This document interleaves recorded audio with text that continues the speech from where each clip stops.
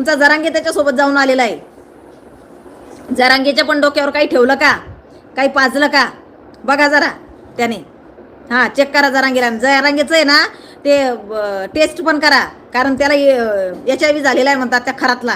त्यामुळे तुमच्या जरांगेला पण चेक करा, कारण तो पण जरा वेगळ्याच अवतारात त्याच्याकडे गेलेला आहे. त्याचा जो फोटो आला ना तो काय त्याचा सूडबुटातला फोटो नाही आहे, जो तो नेहमी असतो सूडबुटात. ते जरा वेगळ्याच अवतारात आहे त्याच्याकडे. त्यामुळे तो पण काही कृत्य करायला गेला होता का, कृती बघा जरा, चेक करा त्याचं पण.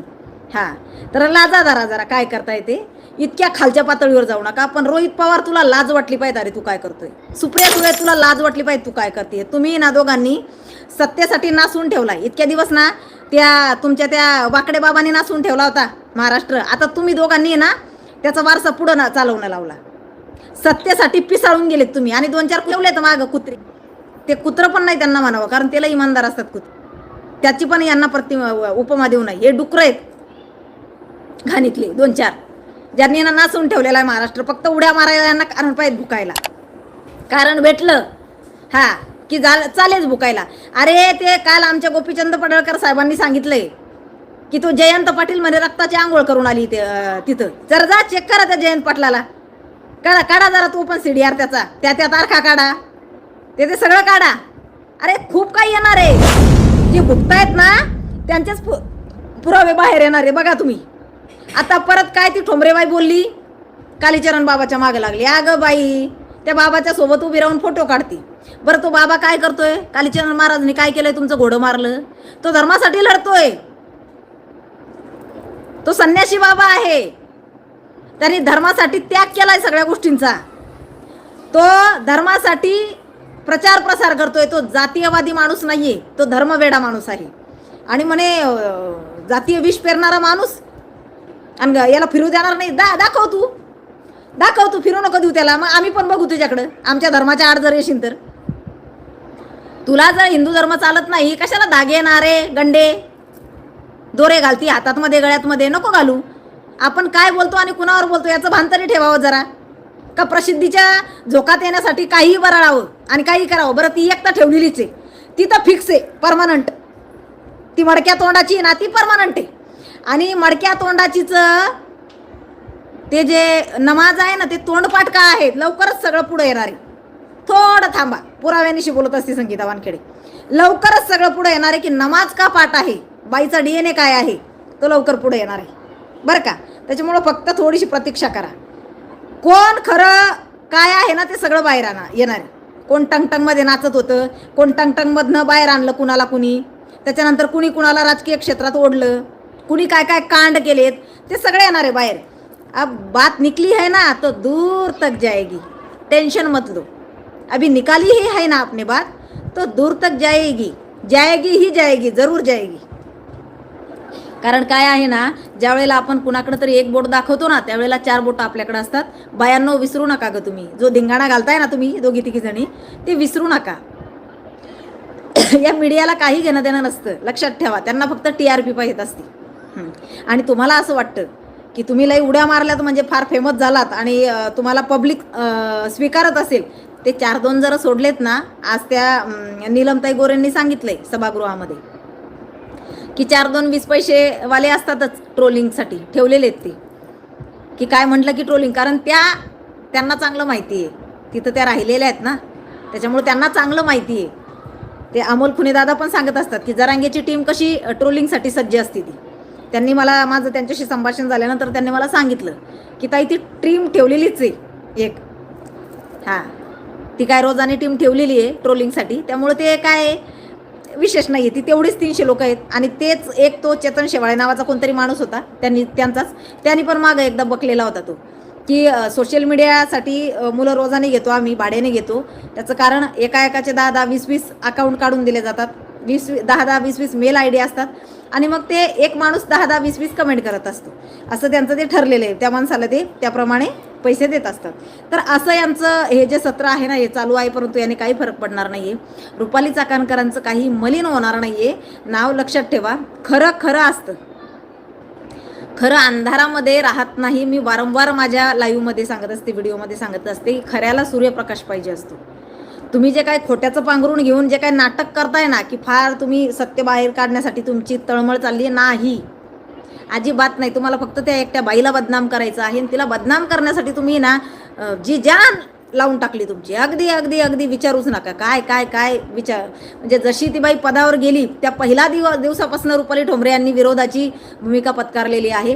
सुषमा अंधारे नाचत आहे त्या पहिल्या दिवसापासून. ज्या म्हणजे पहिल्यांदा त्या महिला आयोगाच्या अध्यक्ष झाल्या होत्या, दुसऱ्यांदा सुद्धा त्यांनाच अध्यक्ष केलं म्हणून तेव्हापासून या बायका नाचतायत दोघी तिघी. त्या अजूनही नाचतातच आहे आणि अजूनही कारणं शोधतातच आहे आणि त्या शोधत होत्या. म्हणून यांना पुन्हा एकदा सांगते की सुनेत्रा वहिनींनी सुद्धा सांगितलं की त्यांनी स्वतः राजीनामा दिला. फडणवीस साहेबांनीही सांगितलं की त्यांनी निष्पक्षपणे त्याची चौकशी व्हावी म्हणून त्यांनी राजीनामा दिला. त्यांचा राजीनामा घेतला हे ना सुनेत्रा वहिनी बोलल्यात ना देवेंद्र फडणवीस साहेब बोलले. त्याच्यामुळे तुमच्या बोलण्याला तुमच्या म्हणण्याला अर्थच नाही. राहिला विषय दुसरा, त्या जर याच्यामध्ये निर्दोष ठरल्या तर कदाचित त्या पुन्हा त्या आयोग पदावर आपण बघू शकतो त्यांना. आणि बघू आम्हाला खात्री आहे. कारण त्या नाही काही चुकीचं केलेलं असणार त्यांनी. एवढी बऱ्याच चांगल्या लोकांना त्याची शाश्वती आहे. ज्या बायकांना, ज्या पीडित महिलांना त्यांनी मदत केली ना त्या महिलांना सुद्धा त्याची शाश्वती आहे. कितीतरी महिला फोन करून माझ्याजवळ तळतळ व्यक्त करतायत, हळहळ व्यक्त करतायत की ताई खरंच आम्हाला किती मायेनं त्यांनी जवळ घेतलं होतं. एका मुलीला मी ज्या वेळेला नेलं होतं त्यांच्याकडे ताईंकडे आणि तिचं भरपूर शिक्षण झालेलं होतं आणि नवरा तिला सांभाळायला नाही म्हणत होता, त्यावेळेला ताईने तिला विचारलं तुझं शिक्षण काय आहे. तिने सांगितलं. ताई म्हणल्या तो सांभाळेल नाही सांभाळेल तो प्रश्न नंतरचा, तू का घरामध्ये आहे बेटा, तू तुझ्या पायावर उभी राहा. ताईंनी माझ्या समोरून एका कंपनीमध्ये एका व्यक्तीला कॉल केला, त्याला सांगितलं असं असं शिक्षण झालेली मुलगी आहे, तिला कंपनीमध्ये चांगल्या ठिकाणी जॉब लावा. त्या मुलीला ताईने 45,000चा जॉब लावलाय. तिचं शिक्षणच तसं झालेलं होतं. तिला सांगितलं तुझ्या पायावर तू पहिली उभी राहा, तू कमाव. ज्या वेळेला तू कमावशील ना तो स्वतःहून तुझ्याकडे येईल. त्याच्या पाया पडू नको त्याच्या घरी जाण्यासाठी. आपण कोर्टात केस लढू. कारण त्याला खूप वेळा ताईंनी सुद्धा पत्र दिलं होतं परंतु तो त्या पत्राला जुमानत नव्हता. तो वकिला थ्रू त्यांना नोटीस पाठवायचा. आणि अक्षरशः खरं तुम्हाला सांगते की त्या मुलीला जॉब लागल्यानंतर तो नवरा खरंच तिच्याकडे परत आला. म्हणजे असे कितीतरी हजारो उदाहरणं आहेत हो ज्या त्या बाईंनी त्या मुलींना जगायला शिकवलं. फक्त त्यांना न्यायच दिला नाही तर जगायला शिकवलं. समाजामध्ये स्वाभिमानाने उभं राहायला शिकवलं त्यांना. संगीता वानखेडे कुणाचंही असंच नाव घेत नाही हो, काही संबंध नाही आहे त्या बाईचा माझा. परंतु मी जितक्या केस त्यांच्याकडे नेल्यात ना तितक्या केसला त्यांनी न्याय देण्याचं काम केलेलं आहे. आणि म्हणून ही तळतळ त्यांच्यासाठी वाटतेय की मी बघितलंय डोळ्याने, अगदी बघितलंय मी की अक्षरशः असं नाही की मीच फोन ज्या महिलेला मी तिथं त्यांच्याकडे नेला असेल त्या महिलेला सुद्धा त्यांनी त्यांचा स्वतःचा नंबर दिलेला आहे. त्यांच्या पीएचा तर दिलाच, परंतु काय वाटलंच तुला तर मला मेसेज कर बेटा. त्या बाईने कधीच म्हटलं नाही मी कोण आहे, मी का नंबर देऊ तुला, माझ्या पीएलाच कॉल कर. कधीच नाही असं. प्रत्येक महिलेला त्यांनी न्याय देण्याचा प्रयत्न केला. म्हणजे इतकं चांगलं काम केलेलं असताना ज्या पद्धतीमध्ये त्यांच्यावर ही वेळ तुम्ही लोकांनी आणली ना तर याचं पाप तुमच्या लोकांना भोगावं लागेल. कारण कितीतरी महिलांना, पीडित महिलांना न्याय देण्याचं काम ती बाई करत होती आणि आज तुम्ही ते काम थांबवलं ना तुम्हाला तळतळाट लागणार आहे. त्या पीडित महिलांचं लक्षात ठेवा, तुम्हाला खूप तळतळाट लागणार आहे. आणि मी एवढं ठामपणे बोलते कारण मला माहिती आहे ती बाई कुठंच चुकलेली नाही. हो ती चुकली एकाच ठिकाणी की तिने त्या नीच व्यक्तीला गुरु केलं जे तिला माहिती नव्हतं की हा असा निघेल. ज्याच्याकडं सगळे राजकारणी जात होते, फक्त तीच नाही, त्या राजकारण्यांच्या बायकाही जात होत्या, सगळं बाहेर येईल. अरे बच्चू कडू त्याचाही बघितला ना आता तुम्ही व्हिडिओ. अगदी फडणवीस साहेब सुद्धा गेले, मी नाही म्हणत नाहीये, गेले, प्रत्येक व्यक्ती गेलेला आहे. परंतु यांना माहिती नव्हतं हा नीच माणूस असं काही करतोय म्हणून. ज्यांना माहिती असूनही ते तिथं जात होते ना ते नक्कीच दोषी आहेत, नक्कीच. परंतु ज्या खेमनारच्या नावावर सहानुभूती त्याला देतायत ना लोक, त्या खेमनारला, तो खेमनार किती नीच प्रवृत्तीचा आहे ना याची जरा तपासणी करा आणि मग त्याची बाजू घ्या आणि उड्या मारा.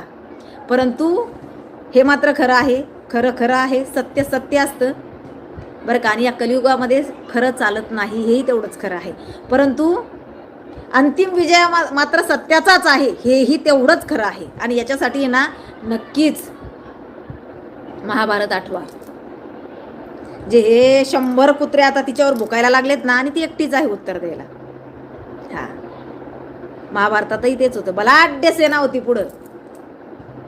इकडे यांच्याकडं मुठभर सैन्य, परंतु इकडं सत्य होतं आणि इकडं असत्य होतं. विजय मात्र सत्याचा झाला. मुठभरच होते, इकडं कोटभर होते. छत्रपतींना आठवा, मुठभर मावळे होते, इकडं कोटभर मुघल होते. विजय मात्र मुठभर मावळ्यांचा झाला, कारण सत्य होतं तिथं. जिथं सत्य असतो तिथं विजय असतो, लक्षात ठेवा. जिथं असत्य असतो तिथं पराभव असतो. त्यामुळे ह्या उड्या मारणाऱ्यांनी एक लक्षात ठेवा, एक तर पद तुम्हाला भेटणार नाही, अजिबात नाही. तुम्ही त्या लायकीच्याच नाही. हां, त्या लायकीच्याच नाही, त्या पात्रतेच्याच नाही आहे. त्यामुळे तुम्हाला पद तर भेटणारच नाही. पद जर कुणाला द्यायचं म्हटलं महिला आयोगाचं, तर ते नक्कीच रिटायर जजला द्या, महिला जजला, किंवा रिटायर IPS अधिकाऱ्यांना द्या. नक्कीच फडणवीस साहेबांनी तेच करावं. कुठल्याही राजकीय व्यक्तीला पद देऊ नये, नक्कीच. हां, आणि जे तुमचं नंगा नाच चालू आहे ना, तो चालू ठेवा. बाकी तुम्हाला काय, प्रसिद्धीच्या झोकात येण्यासाठी तुम्ही काही काढसाल. उद्या कपडे काढून रस्त्याने पण फिरसाल. विचित्र बायका आहेत तुम्ही. आणि काय असेल ना, माझ्या हिंदू धर्माच्या लोकांवर अजिबात गरळ ओकायची नाही बरं का, अजिबात नाही. परत आणखी काय चालू आहे बरं का, काय बॅनर बनवणं चालू आहे. आमचे महेशदादा लांडगे असतील, राणेसाहेब असतील, आमचे गोपीचंद पडळकर साहेब असतील, अमोल खताळ दादा असतील, संग्राम भैया असतील, आमचे संग्राम बापू असतील, अशा आमचे जे हिंदुत्वासाठी लढणारी जी ही टीम आहे 5-6 जणांची, यांचे बॅनर बनवले जात आहेत. आणि हे त्या खरात बाबावर काहीच बोलत नाही. जर खरात बाबावर कारवाई झाली नसती तर ते 100% बोलले असते. खरात बाबाला क्विक ॲक्शन घेतली, त्याच्यावर SIT नेमली, त्याची कार्य, अरे त्याला किती प्रसाद दिलाय ना हे बघितलं अख्ख्या महाराष्ट्राने. त्याला चालता पण येत नाहीये, म्हणजे त्याला किती चेंदला असेल विचार करा, किती टेचला असेल.